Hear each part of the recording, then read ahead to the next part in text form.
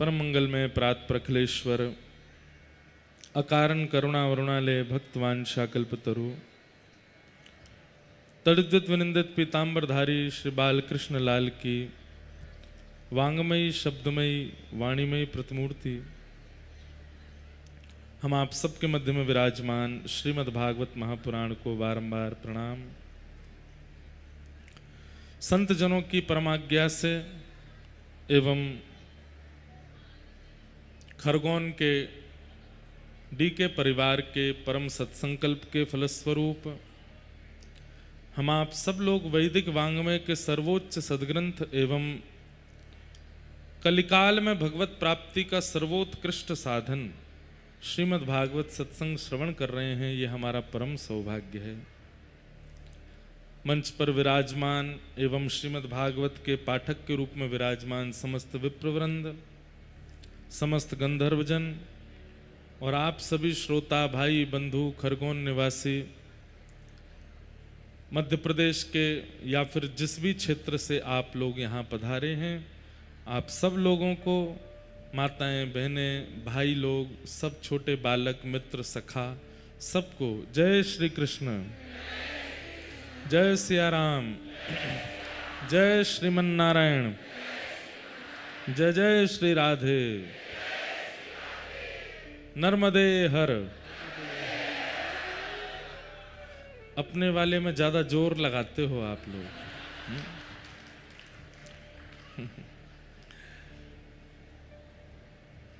हम लोग भी तो ब्रजवासी ब्रज पर बहुत जोर लगाते हैं, तो आप लोगों का भी अधिकार है।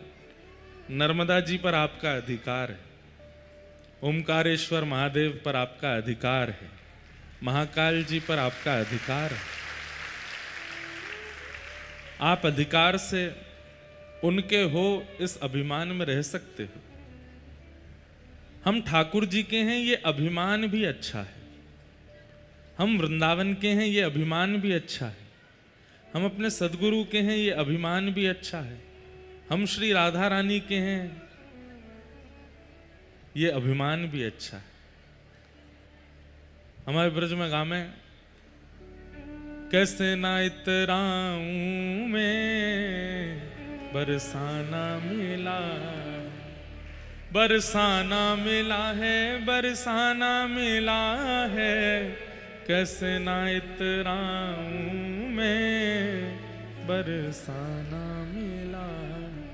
इतराना वैसे तो अच्छी बात नहीं है, भैया काय को इतरा रहे हो, लेकिन हम ठाकुर जी के हैं, इस बात पर अगर इतराना भी हो तो वो भी अच्छा है। हम ठाकुर जी के हैं, हम वृंदावन के हैं, हम अपने गुरु के हैं, हम श्री किशोरी जी के हैं। आज कथा का 6वां दिवस यहां प्रारंभ हो रहा है। मंच की शोभा तो दिव्याति दिव्य नित्य बनती है। आज भी खूब सुंदर शरद पूर्णिमा पर ऐसा ही बंगला बनता है हमारे वृंदावन में, सब श्वेत। कहते हैं संपूर्ण व्रज वृंदावन ही चंद्रमा के रूप में परिवर्तित हो जाता है। आज कथा में रास का प्रसंग आएगा, तो हमारे वृंदावन में जब आप शरद पर दर्शन करने जाओगे तो बिहारी जी की पोशाक सफेद, मुकुट सफेद, कहां तक कहें आभूषण भी श्वेत धारण करते हैं। अरे पकवान भी श्वेत ही ठाकुर जी पाते हैं उस दिन। कढ़ी भी सफेद बनेगी, खीर तो होती ही श्वेत है, पूड़ी में भी ऊपर बूरा लगा देते हैं तो वो भी श्वेत, सब्जी भी ऐसी बनाते हैं कि वो भी श्वेत ही लगे, बस जीरा ही कारे होते हैं। सब कुछ आज श्वेत शरद पर ठाकुर जी धारण करते हैं, क्योंकि ऐसी भावना है कि सबको रास में प्रवेश मिला है और रास में प्रवेश के लिए सबका श्रृंगार चंद्रमा ने किया है, तो इसलिए सब श्वेत हो जाते हैं वृंदावन में। भगवान पिता रात्रि शरदोत्फुल्ल मल्लिका विक्षरंतुम मनश्चक्रे योग मायाम उपाश्रित। तो इसलिए आज आपके खरगोन का मंच भी श्वेत ही है। ये हमारे दत्तधाम नासिक के सब बालक हैं जो खूब परिश्रम करके खूब सुंदर सुंदर और बिल्कुल भी आधुनिक आधुनिक किसी व्यवस्था से नहीं बना रहे हैं। जो हमारी वास्तविकता है, जो हमारी पहचान है मिट्टी, हमारी पहचान है गोबर, हमारी पहचान है जूट, जो भारतीय उत्पाद हैं उनसे ही सारी सामग्री से ये बनाते हैं। बहुत अच्छा है। कल तो कथा विश्राम है। कल के बाद आप लोग खूब तान दुपट्टा सोना। दोपहर में कोई आपको 2-3 बजे से आने की आवश्यकता नहीं है। चैन से घर में बढ़िया एसी चला करके सोइएगा, कोई दिक्कत नहीं है। लेकिन आपको खूब स्मरण होगा कथा का। और एक बात बोलें, ये स्मृति ही आपका कल्याण करेगी। श्रीमद् भगवत गीता में अर्जुन भगवान से कहते हैं, नष्टप मोह स्मृतिर लब्धा। हे नाथ, आपके ज्ञान से मेरा मोह नष्ट हो गया और आपने मुझे जो ज्ञान प्रदान किया इसकी स्मृति मुझे प्राप्त हो गई है। भगवान बोले बस ये स्मृति तुम दोहराते रहना बार बार अपने जीवन में, इस स्मृति से ही कल्याण हो जाएगा। कथा हुई थी, कैसे पंडाल बना था, महाराज जी ने उस दिन क्या कहा था, उस दिन क्या बात हुई थी, उस दिन कथा में क्या हुआ था, हमने कैसे नृत्य किया था, कौन सा पद गाया था, कौन सी भजन गाए थे, ये सारी स्मृतियां जो आपके चित्त में चलती रहेंगी, बनी रहेंगी, बैठी रहेंगी, ये स्मृति ही आपका कल्याण कर देगी। अरे कल कथा पूरी हो जाएगी, लेकिन उसके बाद परसों आप लोगों की चर्चाओं में कथा रहेगी। आप लोगों को प्रसाद पाओगे, घर पे बैठोगे, मित्रों से बात करोगे, रिश्तेदारों से, वहां भी कथा की बातें। और जब तक ये कथा की बात रहेगी तब तक ये समझिए ठाकुर जी आपके चित्त में ही हैं। कथा की स्मृति ही कल्याण करती है, स्मरण ही कल्याण करता है। देखिए व्यक्ति चला जाता है लेकिन उसकी स्मृति नहीं जाती, स्मृति रहती है। और हम आप सब लोगों को स्मरण कितना तीव्र होता है, बहुत ध्यान से सुनिए सब लोग, इधर देखो। आंखों ने कैसा देखा है ये आंखों को याद रहता है,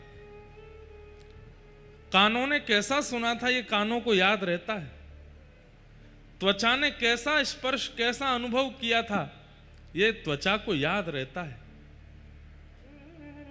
ऐसे ही अपनी पंच इंद्रियों से इस कथा का स्मरण करिएगा, स्मरण रखिएगा।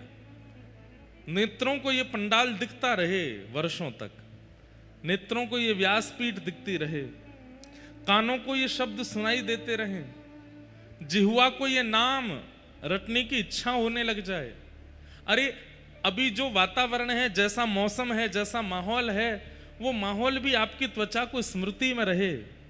हर दिन नेत्र बंद करके आप पंच इंद्रियों से स्मरण करेंगे तो प्रतिदिन कथा सुनने का जो फल प्राप्त होता है वो स्मरण मात्र से आपको प्राप्त हो जाएगा। बस नित्य स्मरण कर लेना।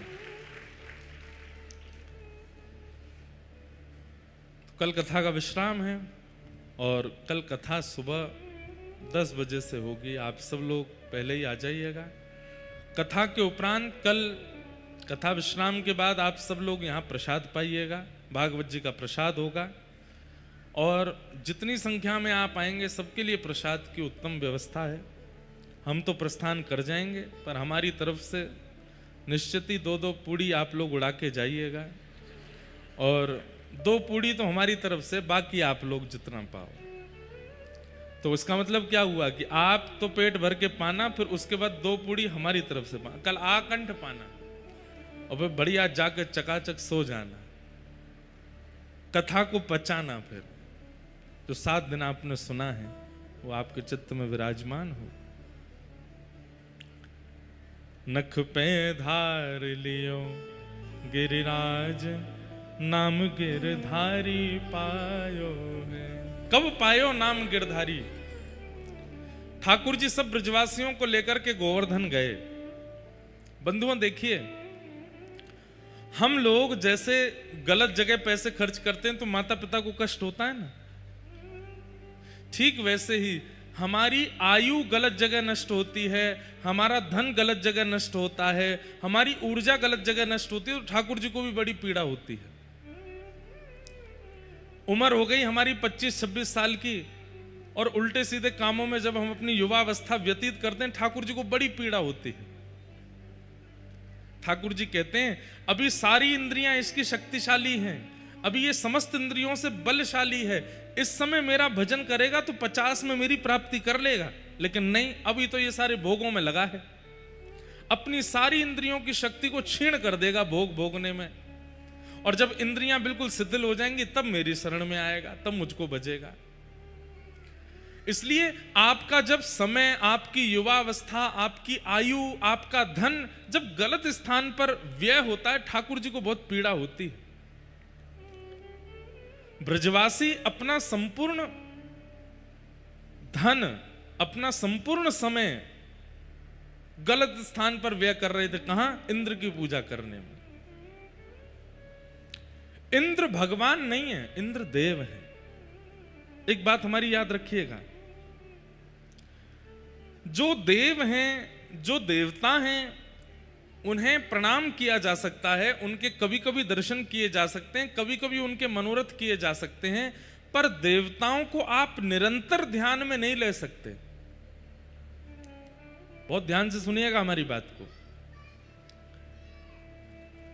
अब देवता कौन होते हैं, परमात्मा कौन है, इसमें अंतर यदि मैंने यहां बताया तो बहुत विवाद हो जाएगा, लेकिन आप सब लोग अपने मन बुद्धि से केवल इतना समझ लीजिए, जिसमें भाग्य बदलने की सामर्थ्य हो वो भगवान है।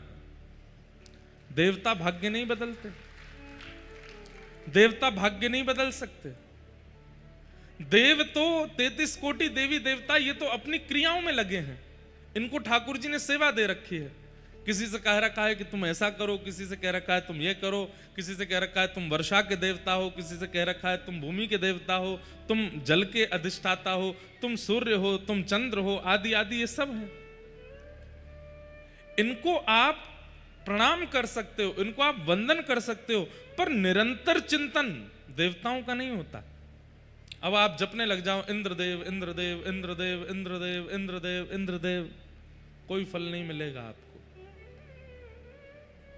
ऐसे ही आप जपने चंद्रदेव चंद्रदेव, सूर्यदेव सूर्यदेव। हाँ, सूर्य को नित्य प्रणाम करना चाहिए, चंद्र को नित्य प्रणाम करना चाहिए, पर ध्यान और निरंतर जाप और स्मरण वो भगवान का होता है, वो देवों का नहीं होता। देवों को प्रणाम किया जाता है।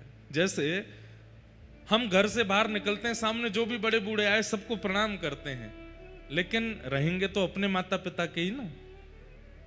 ऐसा थोड़ी होता है कि सामने जो भी श्रेष्ठ आ गए, अच्छा हमारे पिताजी तो कम पैसा वाले हैं, आप ज्यादा पैसा वाले हो, हम आपके पास ही रहेंगे, ऐसा थोड़ी होता है। सबको प्रणाम किया जाता है, पर रहे तो अपने माता पिता का ही जाता है। ऐसे ही हमारे माता पिता कौन है? साक्षात भगवान।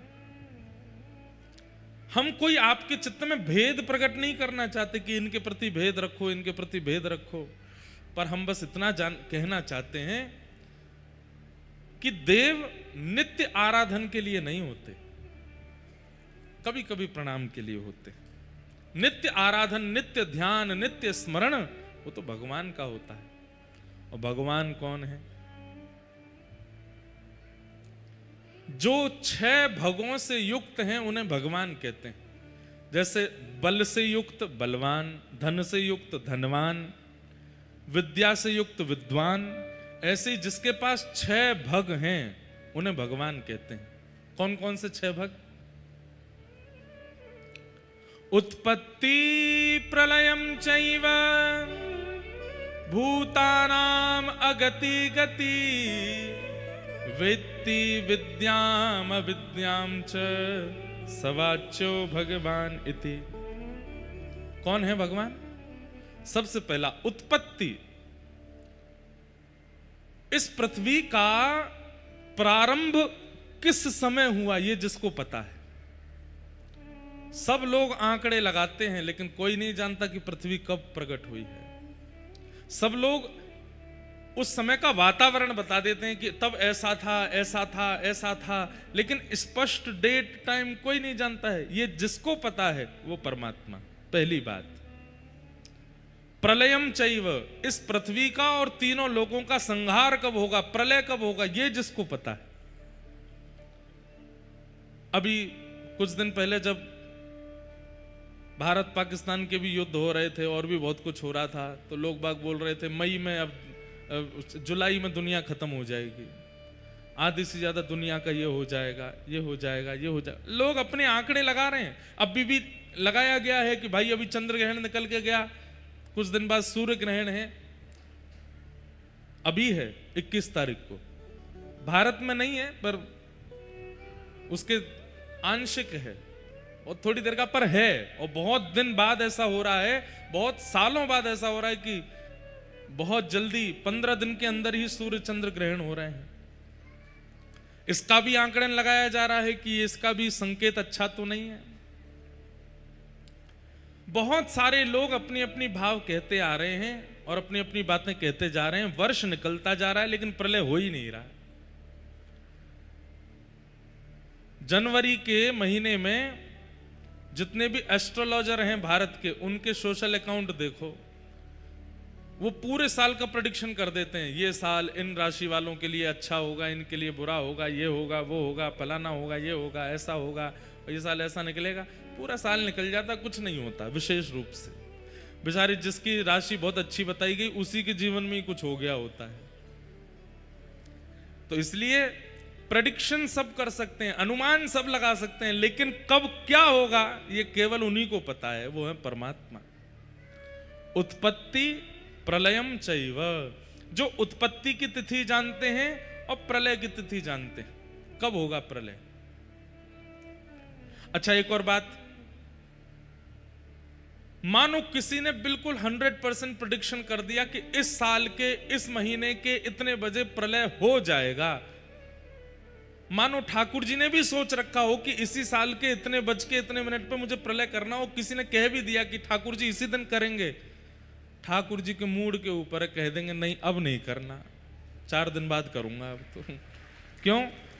उनके लिए परिभाषा लिखी जाती। भगवान कौन है? कर्तुम अकर्तुम अन्यथा कर्तुम समर्थ ईश्वर। जो करने वाली वस्तु को भी ना करे और ना करने वाली वस्तु को भी कर दे। जो करने में समर्थ है उसको ना करे और जो करने में असमर्थ है उसको कर दे। इसलिए उनको ईश्वर कहा जाता। उनके ऊपर है वो कब कहां क्या पता आज रात की योजना बना रखी हो कि 12 बजते ही प्रलय करना है, आज ही हो सकता है। तो जिन्हें एग्जैक्ट डेट पता है उत्पत्ति की और प्रलय की, 2 बात, उत्पत्ति प्रलयम चैव भूतानाम अगति गति, हम सब मानवों की, हम सब जीवों की गति और अगति जिनको पता है। गति और अगति, गति किसको कहते हैं? एक प्रकार से कह लो प्रॉफिट को, और अगति मतलब लॉस को। कई लोग बेचारे बिल्कुल शुभ मुहूर्त देख के बिल्कुल सही तरीके से फूंक फूंक के कदम रख के अपना व्यापार प्रारंभ करते हैं, फिर भी ठप हो जाता है। और कई लोग रात में सोची सुबह प्रारंभ किया, वो 4 महीने में ऊपर पहुंच गए। तो किसकी कहां गति है कहां अगति है कोई नहीं जानता। जिस कन्या को 6 महीना पहले पसंद किया था, 6 महीना में ऐसी लगने लगी कि महाराज इससे बढ़िया तो दुनिया में कोई है ही नहीं।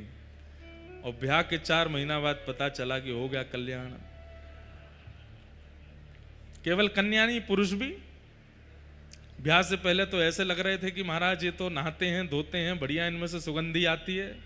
ब्याह के बाद पता चला 3 महीना हो गए नहाया ही नहीं है, केवल तौलिया से पहुंच के आ जाता है बाहर। तो कौन कैसा है, किसकी क्या गति है अगति है, किसके मन में क्या चल रहा है, ये जिसको परिपूर्ण रूप से पता है वो भगवान। कान पकड़ के क्षमा प्रार्थी होते हुए हम एक बात कह दें, दुनिया में कितनी भी बड़ी ताकत आ जाए लेकिन किसके मन में क्या चल रहा है ये कोई नहीं बता सकता। आप उसमें भी केवल अनुमान ही लगा सकते हो। पत्नी पूरा जीवन पति के साथ व्यतीत कर लेती है कितने रहस्यों को छुपा करके। पति पूरा जीवन 50वीं एनिवर्सरी बना रहे हैं दोनों। 50वीं एनिवर्सरी पर, अब की बार किसी की 50वीं एनिवर्सरी हो तो मेरी कहिए एक काम करना, तो जो बच्चे हों घर के वो कहना चलो दादी दादा ही बनेंगे 50वीं एनिवर्सरी पे। तो बोले अब हम आपको एक टास्क दे रहे हैं, क्या? दादाजी ऐसी कोई बात दादी को बताओ जो आपने पूरे जीवन नहीं बताई, और फिर दादी भी बताओ। आप देखना एक नहीं 10-10 बातें होंगी जो दोनों ने बताई नहीं, और 50 एनिवर्सरी हो गई। 50वीं एनिवर्सरी में इसलिए कर लेना इस काम को क्योंकि फिर तलाक तो कोई मतलब नहीं ना उसका। वो 10 बातें बता भी देंगे तो फिर अब कहां जाएंगी बेचारी। तो 10-10 बातें दोनों 10-10 भी कम बता रहे हैं, 100 बातें भी निकल सकती हैं जो बताई ही नहीं है आज तक। इतने रहस्यमय हैं हम लोग, हमसे ज्यादा रहस्यमय दुनिया में कोई नहीं है। हमसे बड़ा रहस्य, हमसे बड़ा वंडर इस दुनिया में कोई नहीं है। इस दुनिया के वो क्या बोलते हैं 8 अजूबे हैं, 9वें अजूबे हम हैं। हम सब के पास ऐसे ऐसे रहस्य हैं कि जो कोई नहीं जानता उसको, लेकिन ठाकुर जी सब जानते हैं, सब पता उनको A to Z एवरीथिंग। तो भूतानाम अगति गति और वेत्ति विद्याम अविद्याम च, जो विद्या और अविद्या दोनों के जानकार हैं। कौन कैसा है, कौन कितना है, कौन कहां है, कौन कहां नहीं है, क्या श्रेष्ठ है, क्या अश्रेष्ठ है, क्या उचित है, क्या अनुचित है, ये जो जानते। अब महाभारत युद्ध में कहते हैं अश्वत्थामा हता, बोल दो बोल दो बोल दो, जोर से बोलो, अश्वत्थामा मारा गया। अब लोगों को यह लग रहा है कि भगवान झूठ बुलवा रहे हैं, युधिष्ठिर से कह रहे हैं कि अश्वत्थामा हता, बोल दो, अश्वत्थामा मारा गया।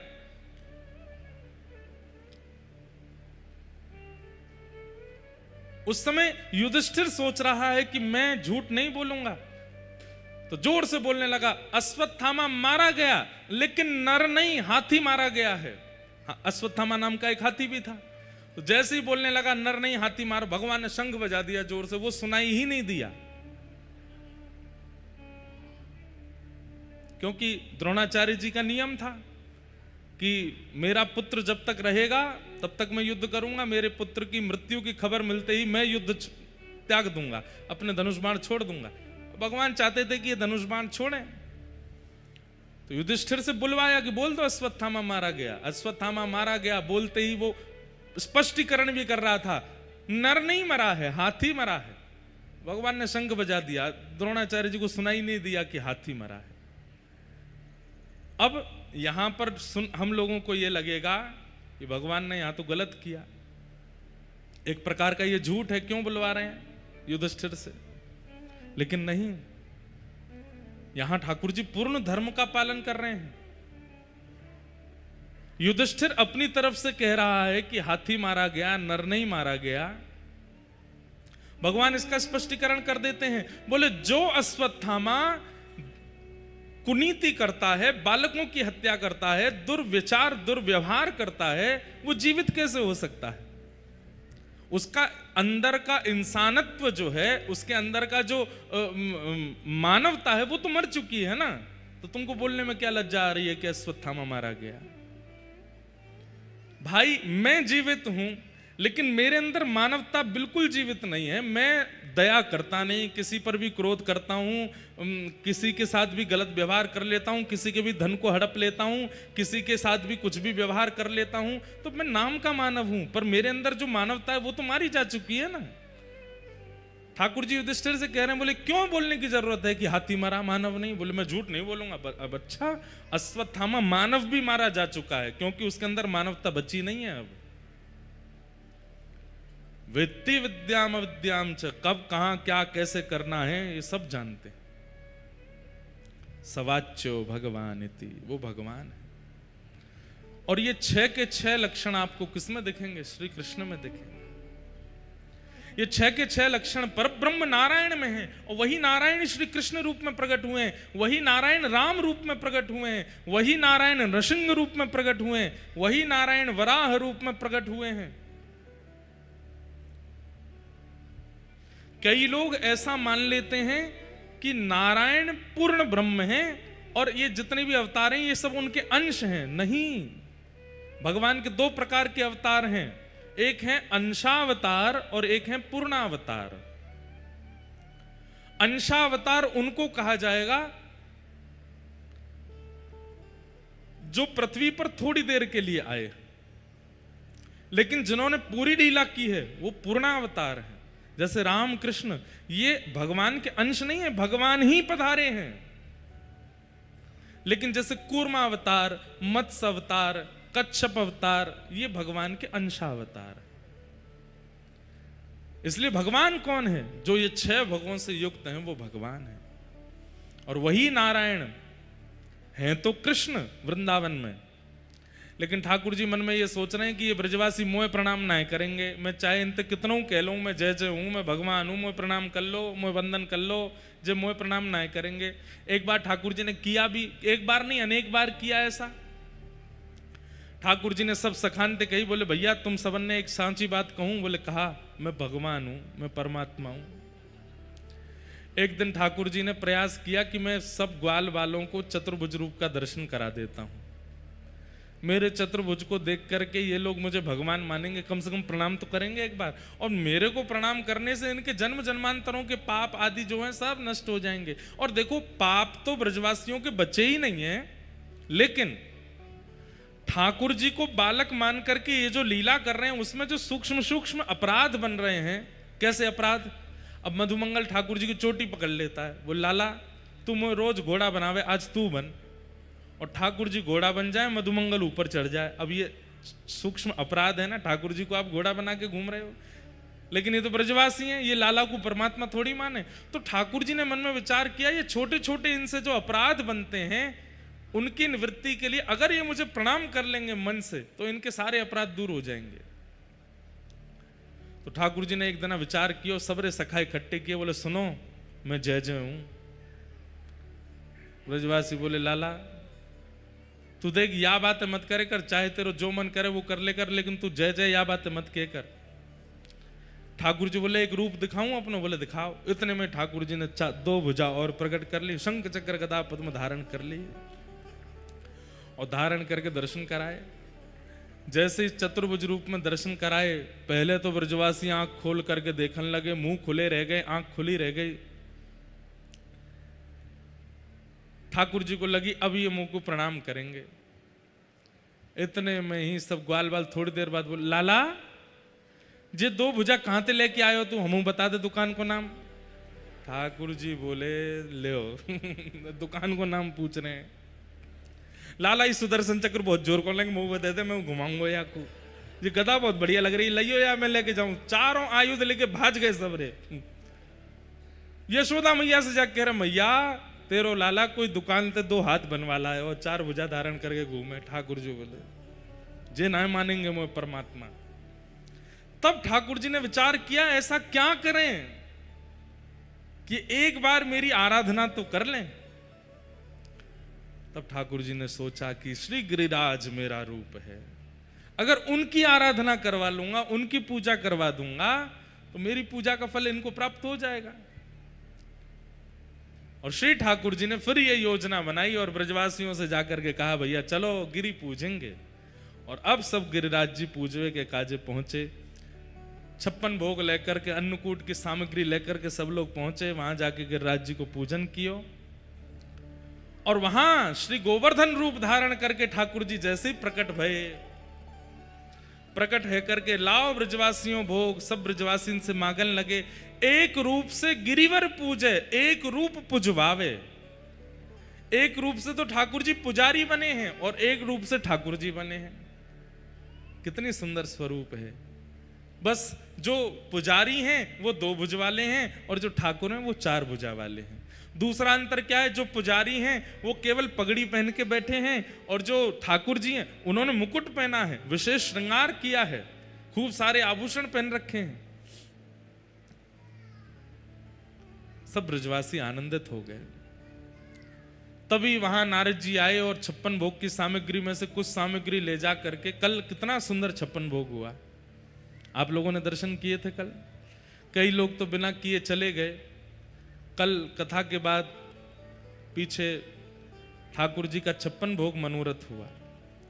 कितनी शुद्धता, कितनी पवित्रता से पूरा मनोरथ किया। देखो बंधुओं, अपने सुख के लिए जब हम उत्सव करते हैं ना, तो हम शुद्धता, पवित्रता इन सब का ध्यान नहीं रखते। बस अच्छा बनना चाहिए, सब कुछ सबको दिखना चाहिए कि हमने ऐसा किया। लेकिन ऐसा कल नहीं था। बाकायदा सब हमारे ब्रज के, सब हमारे गिरिराज जी के सेवक जन आए, हमारे सब ब्रजवासी बंधु आए, पहले दिन से ही आकर के सब सामग्री सिद्ध की, दूध घर की सामग्री, सकड़ी सामग्री, अनसकड़ी सामग्री, और पूरी सामग्री के नीचे पहले गोबर को लेप लगाए गए, हल्दी से चारों तरफ परकोटा बनाए गए, सब में तुलसी छोड़ी गई। बाकायदा जैसे आरती वंदन पूजन होना चाहिए वैसे कियो। ठाकुर जी के सन्मुख सामग्री पधराने के बाद में 4 पद गाए गए, तब तक पर्दा नहीं खोले गए, किसी को दर्शन नहीं होंगे। और जब ठाकुर जी ने आरोग्य ली, फिर पर्दा खोल के सबको दर्शन कराए। कितने भाव से इसमें ठाकुर जी के सुख का विचार किया गया था उत्सव में, और यही होना चाहिए। कभी भी कोई भी उत्सव कीजिए, अपने सुख का विचार करके ठाकुर जी को मत तैयार करो, ठाकुर जी के सुख का विचार करो कि उनको सुख मिलेगा। आज नौका विहार है और आज ठाकुर जी नौका विहार करेंगे, अब देखेंगे जाके कैसी वहां, आज भी ठाकुर जी के सुख का विचार होगा। हमने तो पहले ही कल भी कहा था नौका विहार का समय नहीं है, पर क्योंकि सारी नदियों में बाढ़ आ रखी है इसलिए नौका विहार हो जाएगा। वृंदावन में इतना पानी भर गया कि आधे से ज्यादा वृंदावन के लोग सब्जी मंडी भी नाव चला के ही जा रहे हैं। तो आधे से ज्यादा वृंदावन में जो ठाकुर जी बैठे हैं उन क्षेत्रों में, उनको भी कहीं जाना होता होगा तो नाव से ही जा रहे होंगे, तो उस बहाने नौका विहार चल रही है। उसी बहाने से आज यहां भी नौका विहार होगी। पूरा जो, अब उसको हम स्विमिंग पूल तो बोलेंगे नहीं, आज से वो सरोवर हो गया है। उस सरोवर का सारा पानी निकाला गया, पूरा उसको धो करके साफ करके उसमें पवित्र नदियों के जल डाले गए हैं, कमल पुष्प आदि सब पधराए गए। अभी हमने देखा नहीं है, देखूंगा मैं तो जाके। कथा के बाद आज नौका विहार का दर्शन होगा। ठाकुर जी के सुख का विचार करना चाहिए, उनको प्रिय लगे, उनको सुख लगे। तो नारद जी महाराज आए और 56 भोग की सामग्री में से कुछ सामग्री ले जाके इंद्र को पवाने लगे। इंद्र ने जैसी पाया बोला, भैया कहां से लाए इतनी बढ़िया सामग्री? बोले कि ये तो व्रजमंडल में आजकल तुम्हारी पूजा बंद हो गई है, इंद्र की पूजा बंद हो गई है। कन्हैया ही 2 रूप धारण करके एक रूप से पूजा कर रहा है, एक रूप से पुजवा रहा है। तो वहीं से हमको लगा कि सामग्री बहुत बढ़िया बनी है, तुमको भी पवानी चाहिए। इंद्र को जैसे ही पता चला कि ब्रजवासियों ने मेरी पूजा बंद कर दी, मेघमालाओं को, अब देखो सब लोग इधर देखो, इंद्र ने क्या किया? मेघमालाओं को आज्ञा कर दी कि व्रजमंडल को डुबो दो। ये देवता करता है, भगवान ऐसा कभी नहीं करते। मेरे को भोग नहीं लगाया, मेरा श्रृंगार नहीं किया, मेरे दीपक नहीं जलाए, या मेरा ऐसा नहीं किया, तुमने ऐसा नहीं किया, अब देखो तुमको मैं कष्ट दूंगा। ये देवता करते हैं, ये भगवान नहीं करते। समझ में आ रही है बात? कई बार हम लोग ऐसा सोचने लगते हैं, और कई बार हमें कई बड़े बड़े महापुरुष लोग बता भी देते हैं, तुम्हारे वो वाले देवता नाराज हो गए हैं, तुम्हारे ये वाले देवता नाराज हो गए हैं, तुम्हारी देवी नाराज हो गई हैं, तुमने ये नहीं किया, तुमने वो नहीं किया।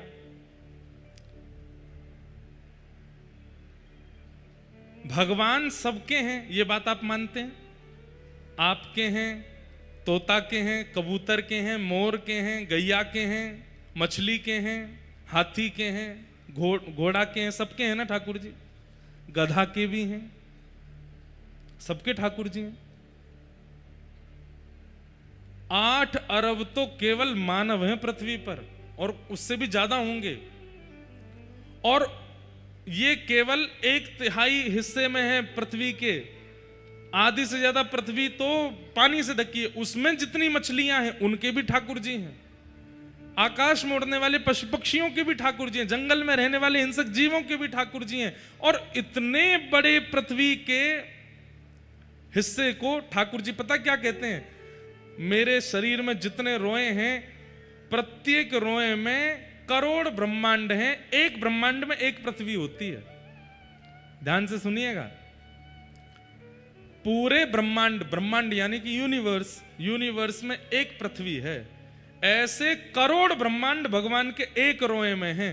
तो सिर के एक बाल से लेके पैर तक कितने ब्रह्मांड हैं और कितनी पृथ्वी हैं हमें पता ही नहीं है।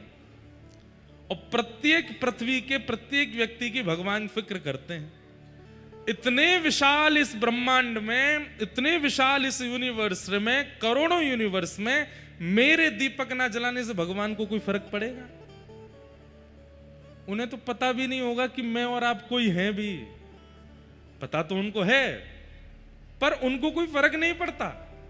जैसे एक छोटा बालक बहुत छोटा सा होता है ना, वो जब माँ की गोद में आता है तो कई बार उसको हाथ पैर चलाने नहीं आते तो अपनी माँ के गाल को ऐसे पकड़ लेता है। तो माँ कोई नाराज होती है तो हाथ हटा लेती है, और तेजी से हाथ पकड़ने पर माँ को कोई पीड़ा भी नहीं होती। ऐसे ही इस संपूर्ण ब्रह्मांड में ठाकुर जी कब कहां किस रूप में विलास कर रहे हैं, हमें तो उसका सुख होना चाहिए। जय हो।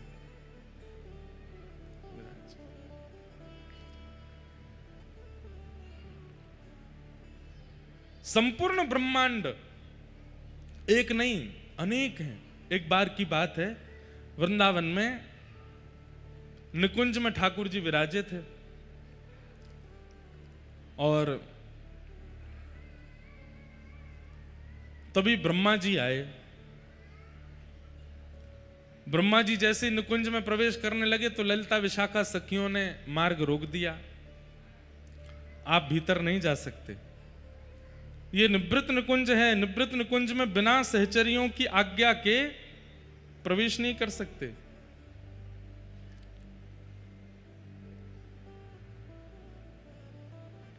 हमारे श्री हरिदासी परंपरा में एक भाव गाते हैं, कुंजी नित्य विहार की श्री हरिदासी पास।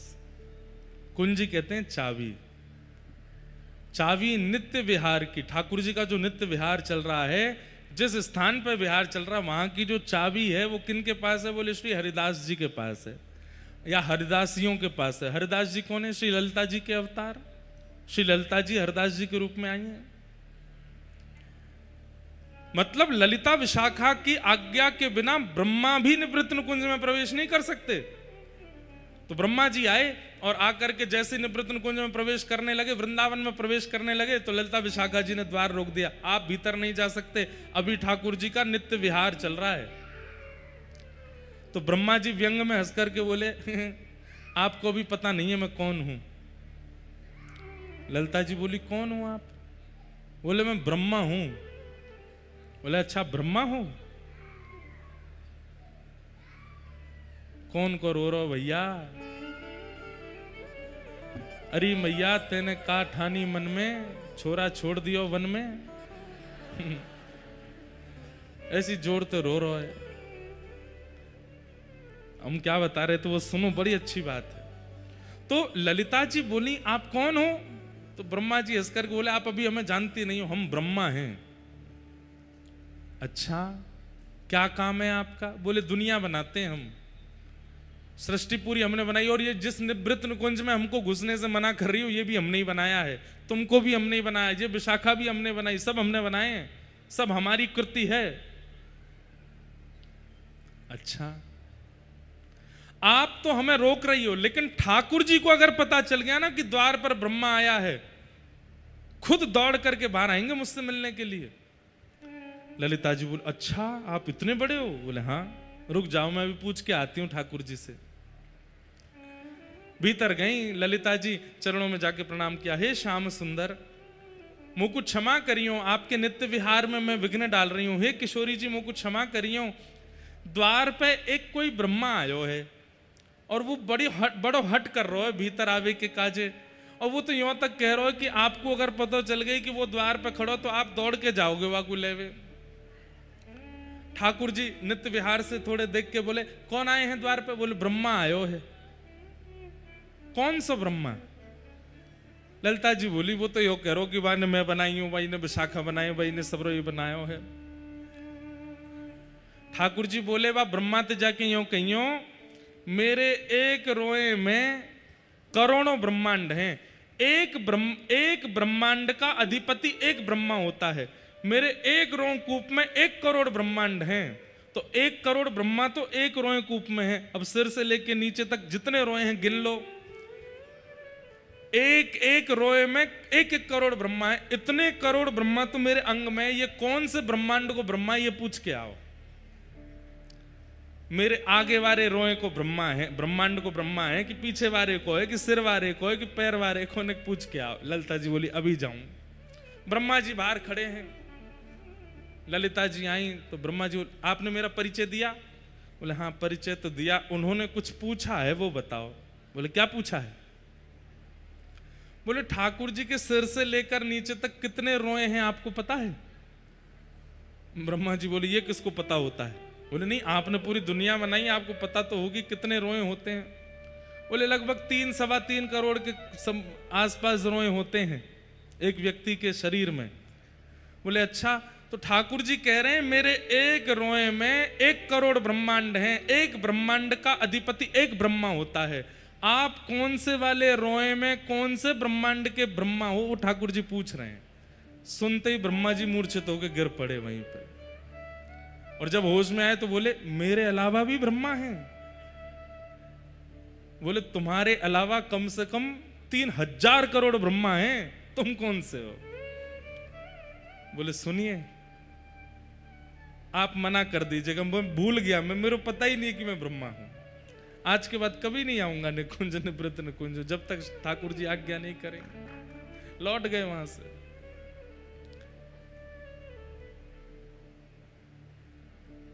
जो ठाकुर जी इतने विस्तृत ब्रह्मांड को अपने अंग पर धारण करते हैं, वो ठाकुर जी छोटी छोटी बातों पर नाराज होंगे क्या आपसे?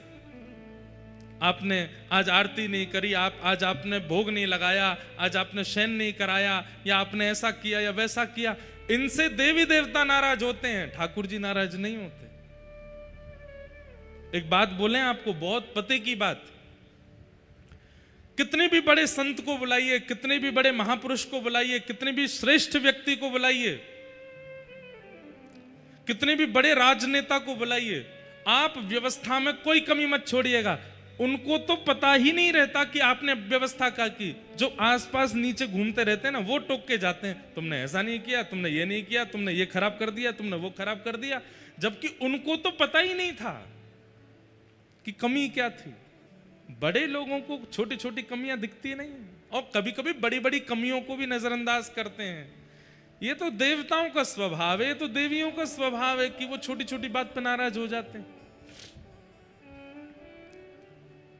इंद्र केवल इस बात पे नाराज हो गया कि वर्षों से मेरी चली आई पूजा ब्रजवासियों ने बंद कर दी। कई लोग कहते हैं कि हम महादेव की आराधना करते थे, लेकिन महाराज जी अब धीरे धीरे रुझान वृंदावन की ओर होने लगा, कहीं महादेव नाराज तो नहीं हो जाएंगे? नहीं, महादेव तो और प्रसन्न हो गए हैं। बोले जिनको ध्यान मैं करूं, अब उनको ध्यान तू कर। जैसे किसी को घर में योग्य जान करके बड़े लोग अपनी पूंजी उसको दे देते हैं कि चलो अब तुम योग्य हो, ये लो, मेरी ये वस्तु अपने पास रखो। ऐसे ही महादेव जब अति प्रसन्न हो जाते हैं, तब श्री प्रिया प्रियतम की सेवा प्रदान कर देते हैं। वो नाराज थोड़ी होते हैं। ये प्रतिस्पर्धा हम मानवों में होती है। अरे तुम अब तक मुझसे प्रेम करते थे, अब उससे करने लग गए, तुम अब तक मुझे ध्याते थे, अब उसको ध्याने लग गए। और इस बात से परेशानी हमको होती है, और हमारे जैसे नेक हमसे बड़े देवी देवताओं को होती है, भगवान को नहीं होती इससे परेशानी।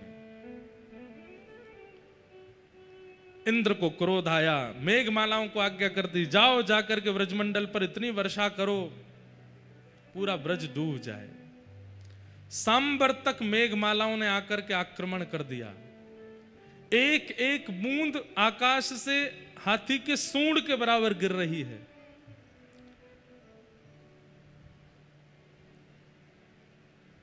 एक एक बूंद हाथी के सूंड के बराबर, मतलब कि चंद सेकंडों में तो कमर कमर तक पानी भर गया। गड़गड़ करके आकाश में बादल गरजने लगे। सब ब्रजवासी त्राहिमाम करके दौड़ने लगे।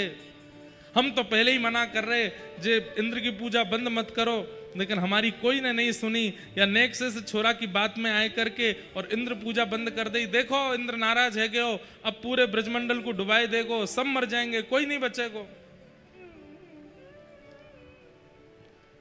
ठाकुर जी बोले भैया जिनकी शरण में आए उन पे भरोसा करो, इतनी जल्दी अविश्वास मत करो। गिरिराज जी की शरण में कल ही तो आए हैं हम लोग, और आज घटना घटने पर छोड़ के भाग रहे हो। समझ में आई बात? आप जिन ठाकुर की शरण ग्रहण करते हैं, कभी कभी वे शरणागतों की परीक्षा लेते हैं कि ये मुंह को छोड़ के जाएगो कि नहीं। और एक आपत्ति आने पर जैसे ही आपके मन में अविश्वास होता है कि ये भगवान तो हमारी रक्षा कर ही नहीं रहे हैं, हम इनकी शरण में आए फिर भी हम पे आपत्ति आ रही है, ठाकुर जी मानो परखते हैं कि आप कितने श्रेष्ठ हो। इसलिए हमारी प्रार्थना, एक बार जिनके सामने सर झुकाया है, जिन परमात्मा को, जिन श्री कृष्ण को, जिन श्री राघव जी को आपने स्वीकार कर लिया है, उसके बाद चाहे जैसी परिस्थिति आ जाए छोड़ना नहीं उनको, उन्हीं के रहना। कई बार परिस्थिति आती नहीं है, ठाकुर जी प्रकट करते हैं परीक्षण करने के लिए कि देखें जाएगो कि नहीं जाएगो। भगवान ने कही भैया जिन गिरिराज जी की शरण में आए उन पर भरोसा करो, लेकिन देखा कि सब ब्रजवासी भाग रहे हैं, कोई भरोसा कर नहीं रहा है, तब ठाकुर जी बोले अब मोकू कछु ऐसा करना पड़ेगा जासे इनको विश्वास दृढ़ होए। तब गिरिराज बाबा को प्रणाम कियो, और 7 बरस के ठाकुर जी ने अपनी दोनों भुजान से श्री गिरिराज जी को अधर कियो। एक तरफ से जैसे ही गिरिराज जी अधर भये, भीतर ठाकुर जी प्रविष्ट है गए, और प्रविष्ट है करके 7 कोस लंबे चौड़े गिरिराज पर्वत को अपने बाम हस्त की कन्नी उंगली पर ठाकुर जी ने धारण कर लिया। बोल गिरिराज धारण की, श्याम सुंदर श्री यमुने महारानी की जय। पूछ री के लौटा की हुप हुप प्यारे, क्या बात है वंशी वारे।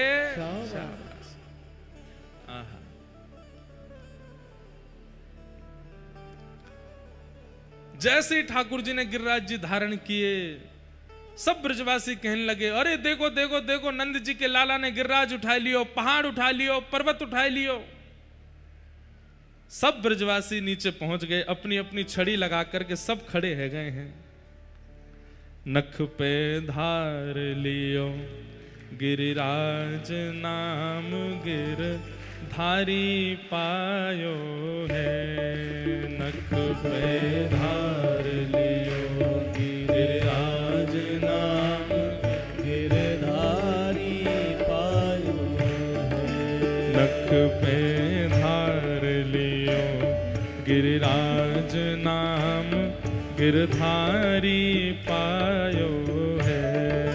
नख पे धार लियो गिरिराज नाम, गिरधारी पायो है। अरे हाँ धारी पायो है, नाम गिरधारी पायो है। गिरधारी पायो है।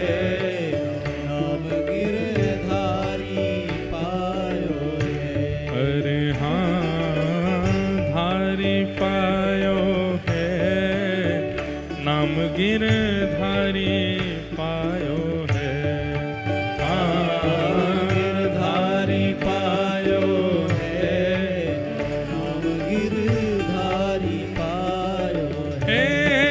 नख पे धार लियो गिरिराज नाम, गिरधारी पायो है।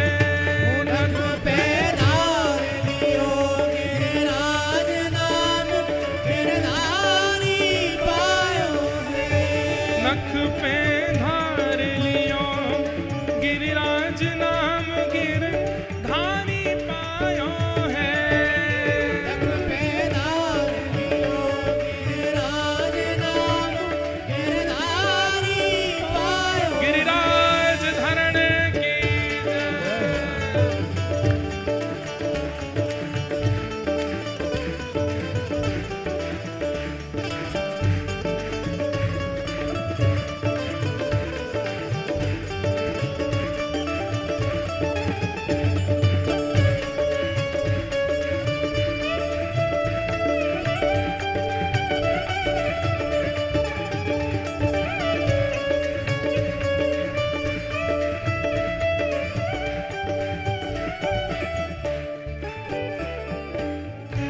सात दिनन तक गिरिवर धार्यो, मान इंद्र को दूर भगायो।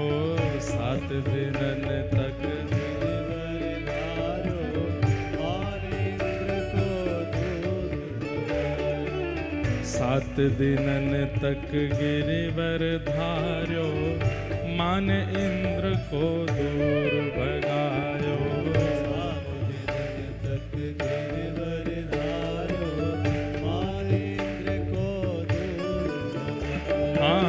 ग्वाल बाल सब करें बीनती, ऐसो ईश हमारो है। ग्वाल बाल सब करें बीनती, ऐसो ईश हमारो। नख पे धार लियो गिरिराज नाम, गिरधारी पायो है। नख पे धार लियो गिरिराज नाम, गिरधारी पायो है। नख पे धार लियो गिरिराज नाम, गिरधारी पायो है।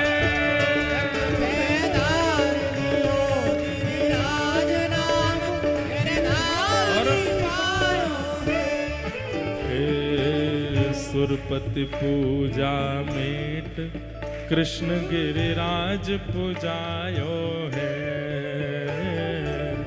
सुरपति पूजा मेट, कृष्ण गिरिराज पूजायो है। हाँ, सुरपति पूजा मेट, कृष्ण गिरिराज पूजायो है। सुरपति पूजा मेट, कृष्ण गिरिराज पूजायो है। हाँ, 1.25 लाख मन सामग्री को भोग लगायो है। हाँ, 1.25 लाख मन सामग्री को भोग लगायो है। अरे हाँ, 1.25 लाख मन सामग्री को भोग लगायो है। हाँ, 1.25 लाख मन सामग्री को भोग लगायो है। नख पे धार लियो गिरिराज नाम, गिरधारी पायो है। नख पे धार लियो गिरिराज नाम, गिरधारी पायो है। नख पे धार लियो गिरिराज नाम, गिरधारी पायो है।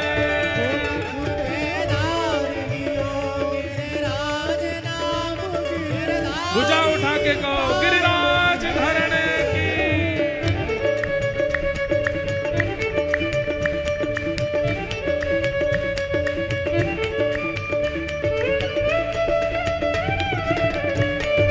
बोल नंद के लाला की।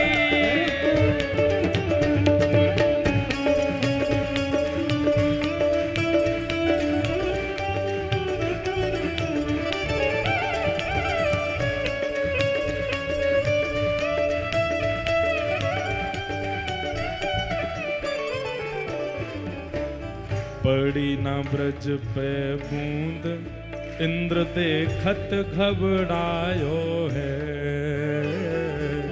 पड़ी ना ब्रज पे बूंद, इंद्र घबरा गया। इतनी वर्षा करने के बाद भी ब्रज डूबा नहीं। क्यों नहीं डूब रहा है? पड़ी ना ब्रज पे बूंद, देख के इंद्र घबरायो है। पड़ी ना ब्रज पे बूंद, इंद्र देखत घबरायो है। हाँ, ब्रजवासी सब कहें धरण गिरिराज उठायो है। हाँ, ब्रजवासी सब कहें धरण गिरिराज उठायो है। अरे हाँ, ब्रजवासी सब कहें कृष्ण गिरिराज उठायो है। हाँ, ब्रजवासी सब कहें कृष्ण गिरिराज नख पे धार लियो गिरिराज नाम गिरधारी पायो है। नख पे धार लियो गिरिराज नाम गिरधारी पायो है। नख पे धार लियो गिरिराज नाम गिरधारी पायो है। नख पे धार लियो गिरिराज नाम गिरधारी ओ गिरिराज धरण प्रभु तुम्हारी शरण। ओ गिरिराज धरण प्रभु तेरी शरण। ओ गिरिराज धरण प्रभु तेरी शरण। ओ प्रभु तेरी शरण गिरधर तेरी शरण। प्रभु तेरी शरण गिरधर तेरी शरण। प्रभु तेरी शरण प्रभु तुम्हारी शरण। प्रभु तेरी शरण प्रभु तुम्हारी शरण। ओ नख पे धार लियो गिरिराज नाम गिरधारी पायो है। नख पे धार लियो गिरिराज नाम गिरधारी पायो। बोल गिरिराज धरण की।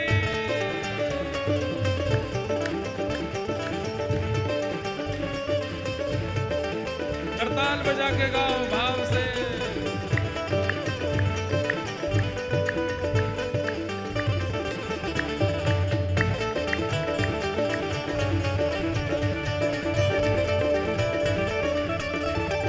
अच्छा सुनो, एक बात मेरे मन में आ रही है, मैं कह दूं। इंद्र ने पहले दिनाते इच्छा तो खरगोन पे भी खूब करी वर्षा करवे की, लेकिन यहाँ गिरवरधारी ऐसे ही खड़े हैं, एक बूंद ना गिरी अभी तक। और सुनो, गिर भी रही है तो वो कितनी गिर रही है, बस छींटा से पड़ रहे हैं। तो अगर ये बात कह दें तो कोई बड़ी बात नहीं। दो दो पंडाल लगे हैं और इन दो पंडालन में हम जितने लोग बैठे हैं हम सब ब्रजवासी हैं, और बीच में हमारे श्री गिरधर लाल ऐसे खड़े हैं। ये पंडाल ही गिरिराज पर्वत के रूप में धारण करके खड़े हैं। बोल गिरिराज धारण की।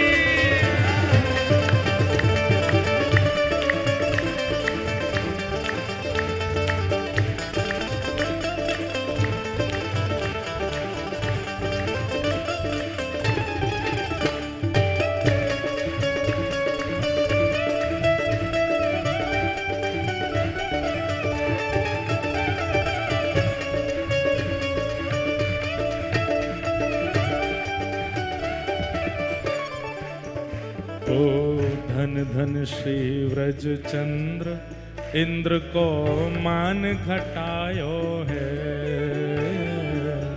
धन धन श्री व्रज चंद्र इंद्र को मान घटायो है। हाँ, धन धन श्री व्रज चंद्र इंद्र को मान घटायो है। धन धन श्री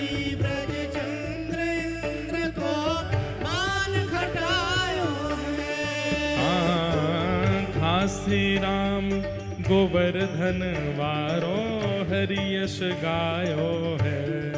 हाँ, श्री राम गोवर्धन वारो हरि यश गायो है। अरे हाँ, श्री राम गोवर्धन वारो हरि यश गायो है।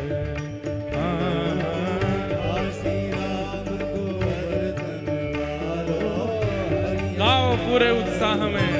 हे नख पे है, ओ नख पे है, हाँ नख पे है, ओ नख पे है, हाँ नख पे, ओ नख पे, ओ नख पे धार लियो गिरिराज नाम गिरधारी पायो है। नख पे धार लियो गिरिराज नाम गिरधारी पायो है। नख पे धार लियो गिरिराज नाम गिरधारी पायो है। नख पे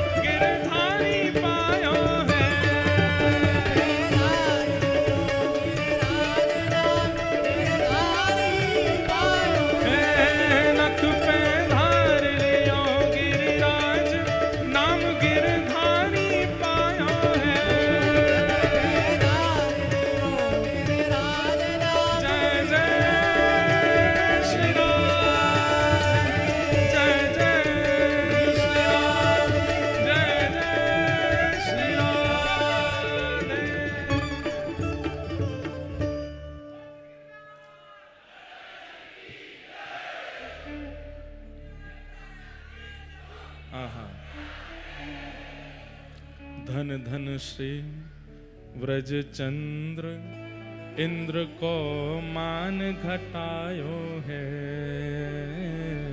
धन धन धन श्री व्रज चंद्र इंद्र को मान घटायो है। हाँ ब्रजवासी सब कहें कृष्ण गिरिराज उठायो है।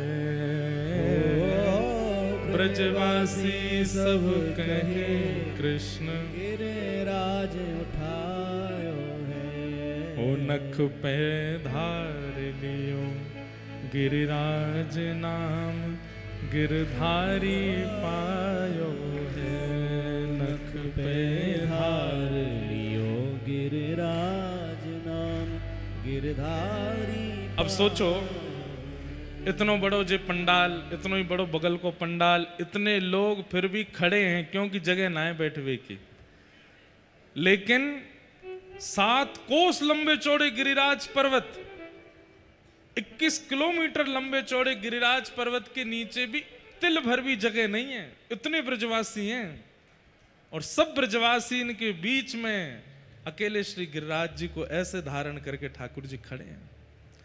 अरे भैया उनके उत्साह को चिंतन करो। ब्रजवासी कितने प्रसन्न रह रहे होंगे, कितने आश्चर्य में, कितने सुख, कितनों नाच रहे होंगे। हमारे श्री नंददास जी पदों में वर्णन करते हैं, कृष्णदास जी पदों में वर्णन करते हैं, कान्हा कुंवर के कर पल्लव पर मानो गोवर्धन नृत्य करे।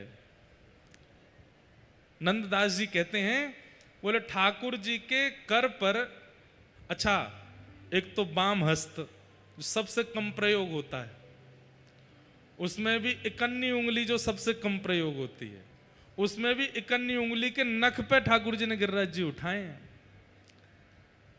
मतलब इंद्र का मान ठाकुर जी, सुदर्शन चक्र नहीं गदा। बोले ये सब तो बहुत बड़ी चीज है। ले इकन्नी उंगली से ठाकुर जी ने नख पर गिरिराज जी धारण करके इंद्र का मान दिखा दिया, तुम क्या हो।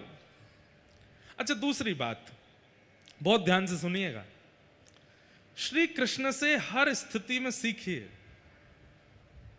ठाकुर जी कहते हैं भैया गिरिराज समान बड़ी बड़ी आपत्ति तुम्हारे जीवन में आती हैं, पर तुम उसको कैसे लेते हो।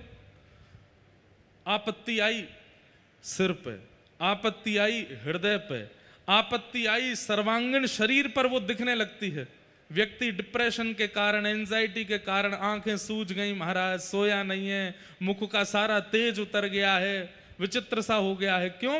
बोले पहाड़ आया इसके ऊपर दुखों का और उनको अपने अंदर धारण कर लेता। ठाकुर जी कहते हैं बड़े बड़े आपत्ति के पहाड़ आए उनको ऐसे उठाओ, ऐसे रखो, चिंता करने की आवश्यकता नहीं है। हम आपत्तियों को, विपत्तियों को, कष्टों को, संकटों को यहां तक क्यों आने देते हैं, यहां तक क्यों आने देते हैं। ये पूरे शरीर पर आक्रमण करने की आज्ञा उसको आप अधिकार देते हो। जैसे किसी ने आपको चिंता की बात बता दी, कोई चिंता की बात बता दी, वो पल्ली गली वाला तुम्हारे बारे में ऐसे ऐसे बोल रहा था, अब रात में एक रोटी कम खा रहे हैं, दूध पी नहीं रहे हैं, सो नहीं रहे, बार बार कर उसने ऐसे क्यों बोल दिया, उसने ऐसे कैसे बोल दिया, उसने, मतलब अब चिंता आई। चिंता तो बाहर खड़ी थी पर आपने अपनी आंखों में, कान में, बुद्धि में, मन में, सब जगह उसको प्रवेश करा दिया। ठाकुर जी कहते हैं विपत्ति आती है और उस विपत्ति को यहीं पे ही रख लो।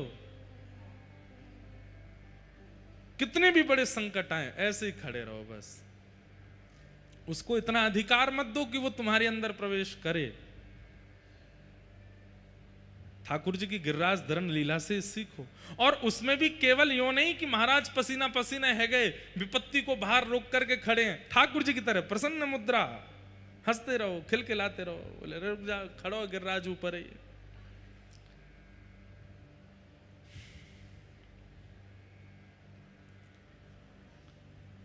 कोई प्रेम प्रकट करे।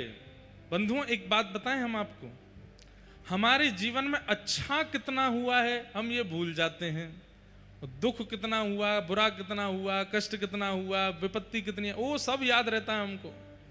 कोई व्यक्ति बहुत बड़ा बन जाता है ना, उसके पास जाकर के आप बैठोगे अरे भैया आपने तो खरगोन का नाम ऊंचा कर दिया, आपने तो, आपको क्या पता साइकिल पर जब घूमता था तब किसने देखा था? धूप ताप निकलती थी उसमें जाता था, कोई पानी तक नहीं पिलाता था मुझको।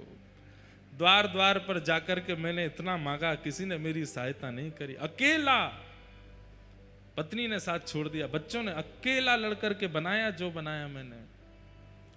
आपको इतना याद क्यों है? इतनी विषम परिस्थितियों में आपने भले ही ये बात कही होती कि भाई मेरी उस विपत्ति भरे जीवन में ठाकुर जी मेरे साथ थे, वो मेरे साथ सदैव खड़े रहे, वो मुझे प्रेम करते थे, रात्रि सोने का अवसर देते थे, अन्न भोजन के लिए देते थे। हम अच्छी चीजों को स्मृति में क्यों नहीं रखते हैं? आज के बाद याद रखिएगा, कभी भी किसी से भी चर्चा हो, चाहे मित्र से हो, चाहे होने वाली पत्नी से हो, होने वाले पति से हो, आगामी कल को बच्चे हों उनसे हो, कभी भी अपने जीवन में ठीक है संघर्ष बताना चाहिए, लेकिन बुराइयों को व्यक्त मत करो। अच्छा, ये भी स्वभाव बना हुआ, बुरा नहीं मानिएगा, कि कोई भी व्यक्ति लेजेंड बन जाता है ना, तो उसकी जीवन गाथा लिखी जाती है और उसमें उसके जीवन में बुरा बुरा क्या हुआ यही बताया जाता है। अच्छा अच्छा क्या होता है उसको याद रखा करो। किसने हमको प्रेम किया, किसने हमको प्रेम से बात की, किसने हमको खिलाया, किसने पिलाया, किसने बिठाया, किसने कुछ दिया, कुछ प्रदान किया, वो सब स्मरण में रखो। पॉजिटिव बनो, सकारात्मक बनो। तो ठाकुर जी मानो संकेत कर रहे हैं कि विशाल विपत्ति आती है, ऐसे धारण करो। ठाकुर जी ने धारण कर लिया। सब ब्रजवासी नीचे खड़े है गए, वो लाला तू अपनी उंगली हटाए ले, हमने अपनी छड़ी लगा ले ये नीचे। ठाकुर जी बोले ये कोई टाट ना है, कोई झोंपड़ी ना है जो तुम्हारी छड़ी पर टिक जाएगी। पर्वत है, पहाड़ है, 21 किलोमीटर लंबा है, 21 किलोमीटर चौड़ा है, कितना ऊंचा है, पहाड़ है, चटनी बन जाएंगे सबरे। एक ब्रजवासी बोलो हम बे तो लाला तू यूं सोच रहा थी क्या तेरी उंगली पर टिक रहो जी? ठाकुर जी बोले तो मेरी उंगली पर ना टिक रहो तो कहां टिक रहो? बोले हमने अपनी छड़ी लगा रखी है, नीचे टिकाए रखी है, उन पर टिक रहो ये। ठाकुर जी बोले अच्छा। बोले हम बे तो मैं अपनी उंगली हटा लूं फिर? और नहीं तो लाला बेमतलब में खड़ो, इतरा रहो हमारे आगे, हटा नीचे कर ले यार, हमने लगा रखी छड़ी। ठाकुर जी बोले धन्य है भैया ब्रजवासियों, लो संभालो। जैसी नेक उंगली नीचे करी महाराज, गड़गड़ करके गिरिराज जी नीचे आने लगे। चट चट चट लाखों की तादाद में छड़ियां एक साथ सब टूटने लगी। जैसे ही गिरिराज जी नीचे आने लगे सब ब्रजवासी चिल्लाए लाला बचा बचा बचा। ठाकुर जी ने फिर से गिरिराज जी धारण किए और नक पर धारण करे खड़े हो गए। अब तो स्थिति ये है कि दूर दूर तक सब ब्रजवासी इनकी छड़ी टूट गई। अब तो ना इधर सपोर्ट, ना इधर सपोर्ट, ना इधर ना इधर, अकेले ठाकुर जी खड़े हैं। ब्रजवासी को अभी भी भरोसा नहीं भयो। बोले एक काम करो, कोने कोने में देख के आओ, कोई तो खड़ो बाहर लेके यूं। सब देखे आए लेकिन सब जगह से है भैया कहीं कोई नहीं है, अकेलो लाला बीच में खड़ो है। और थोड़े थोड़े गिरिराज जी ऐसे होते हैं, कभी ऐसे होते हैं, कभी ऐसे होते हैं, कभी ऐसे होते हैं। लाला जो सांची में तेरी उंगली पर टिक रहे हैं? ठाकुर जी बोले हम बे मेरी उंगली पर टिक रहे हैं। तेने कैसे उठा लियो लाला? इतनो बड़ो गिरिराज तेरी उंगली पर कैसे आएगो? ठाकुर जी बोले हम जय जय हैं, हमने उठा रखो गिरिराज। बचपन ते कहते आयो हूं, सबन ते मैया ते कही, बाबा ते कही, गोपीन ते कही, सबरे ग्वालान ते कही कि मैं ही जय जय हूं। कोई ने नहीं मानी मेरी बात। देखो मैं जय जय मैंने उठाई लियो। ए मधुमंगल सीतम चलो प्रणाम करो, मैं ही हूं जय जय। ब्रजवासी बोले लाला तू जो कहेगो सब मानेंगे, तू जो कहेगो तेरी सबरी बात मानेंगे, लेकिन जे ना मानेंगे कि तू जय जय। जय जय तो ना है मैया। अरे यशोदा मैया। मैया बोली हाँ। बोले तेरो लाला कभी कभी गैया चरावे, अकेलो वन में चलो जाए। माँ कोई टोना टोटका करवे वारो या को बाबा मिल गो है, बाबा ने या को पहाड़ उठानो सिखायो है और वही ते सीख के आयो। मैया या तो याते बताओ पुछवाओ कि कौन सा बाबा है, हमू जाएंगे, हमू सीख के आएंगे और फिर हम सीख के हमू पर्वत उठाएंगे। ठाकुर जी बोले ब्रजवासियों की यही भावना मुझे प्रिय है, येन केन प्रकारेण घुमा फिरा करके इनको यही सिद्ध करना है कि मैं भगवान नहीं हूं। और कोई ईर्ष्या के चलते नहीं, कोई प्रतिस्पर्धा के चलते नहीं, प्रेम के चलते। ब्रजवासियों की भावना क्या है? लाला अगर तू भगवान है गयो तो तू सबको है जाएगो, तू लाला रहेगो तो केवल हमारो रहेगो। तू लाला है, तू बस हमारो है। भगवान तो पूरे विश्व को होवे लाला, तू विश्व को थोड़ी है, तू तो केवल ब्रजवासी इनको है। कछु माखन को बल बढ़ो, कछु गोपन करी सहाय, श्री राधे जू की कृपा सो मन गिरिवर लियो उठाए। देखो मैं कहा ना, श्री कृष्ण से हर पग पर सीखो। ठाकुर जी क्या करते हैं? सब क्रियाएं करके यश दूसरों को प्रदान कर देते हैं। ठाकुर जी ने एक क्षण में संपूर्ण गिरिराज धारण लीला का सारा यश व्रजवासियों को दे दिया। अरे रुक जाओ भैया, हल्ला मत करो, मेरी बात तो सुनो। बोले हाँ लाला। बोले मैं अब सांची बताए दूं मैंने कैसे उठाए गिरिराज जी। बोले हाँ लाला बताए दे। सब सुन रहे हो ना? बोले हाँ सब सुन रहे हैं। अरे मेरी ओर देख के सुनो, सबरे सुन रहे हैं। लाला तू बता तेने कैसे उठाए गिरिराज जी? बोले कछु माखन को